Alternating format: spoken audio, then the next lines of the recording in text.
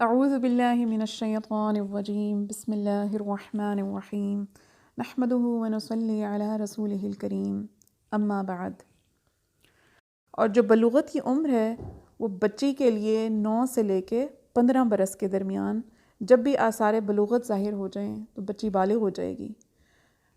और अगर 15 साल की उम्र तक बलूगत के कोई आसार मौजूद ना हो तो 15 साल की उम्र में बच्ची को वैसे ही बालिग करार दे दिया जाएगा। शरई हुक्म है।